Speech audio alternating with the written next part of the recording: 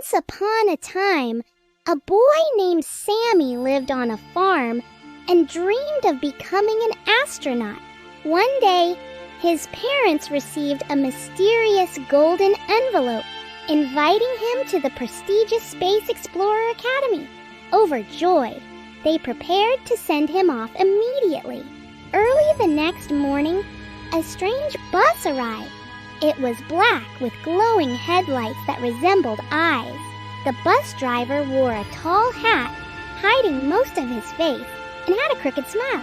"All aboard," he said in a raspy voice. Sammy waved goodbye to his parents and stepped onto the dimly lit bus. Inside, he sat next to a girl with long blonde hair and big sunglasses. She was humming a familiar tune. "Hi, I'm Sammy," he said nervously. "Are you going to the Space Explorer Academy too?" She turned slowly and smiled faintly. "Nice to meet you," she whispered. "Wait, are you Taylor Swift?" Sammy asked in awe. She giggled softly and began singing, "We Never Go Out of Style."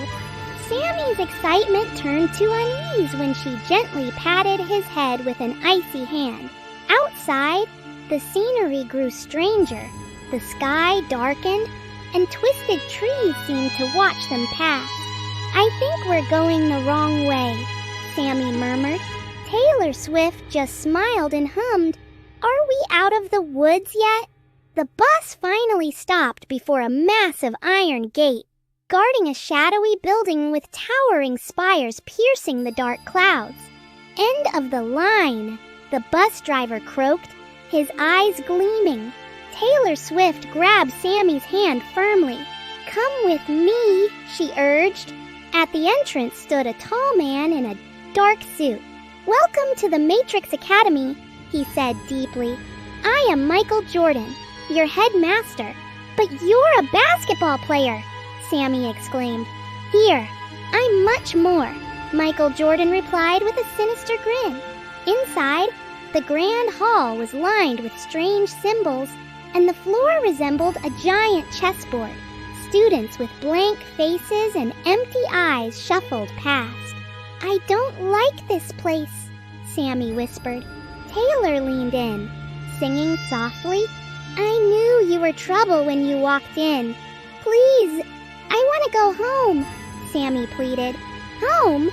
Michael Jordan chuckled, appearing beside them. "You've just arrived." Sammy felt dizzy. His feet tingled and began merging with his shoes, turning into shiny leather. "What's happening?" he cried. "You're becoming part of our world," Taylor said, her smile widening unnaturally. "Fight it, Sammy!" a voice shouted. A man in a suit and sunglasses approached swiftly. "I'm Andrew Tate. They're trapping you. You must escape the Matrix." "Who are you?" Sammy asked, desperate. "No time. Take this red pill. It'll free you," Andrew urged, holding out a small capsule. Before Sammy could reach it, Michael Jordan blocked him. "He's ours now," he growled. Taylor Swift started singing loudly. "Look what you made me do." Her voice echoed as the walls closed in. Shadowy figures grabbed Andrew, dragging him away.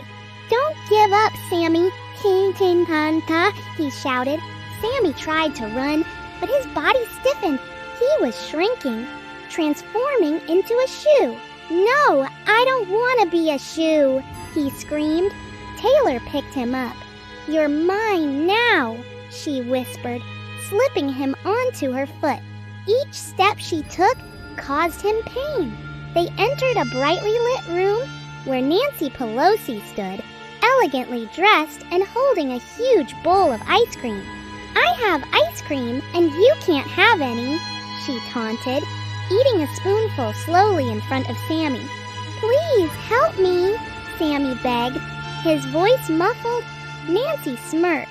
"Shoes don't eat ice cream," she said mockingly, savoring another bite. "Too bad you can't taste how delicious it is." Michael Jordan entered. "Is everything ready?" he asked. "Yes," Nancy replied. "The ceremony begins now." Taylor Swift began to dance and sing. "It's a love story, baby. Just say yes." The room spun, The floor opened, revealing a dark vortex. Other shoes with sorrowful eyes emerged, surrounding Sammy. "This is your place now," Michael Jordan declared coldly. "I want to go home," Sammy cried. "Home is just a memory," Nancy said, licking her spoon. "Forget it." As he was pulled toward the darkness, Andrew Tate's faint voice echoed, "I tried to save you."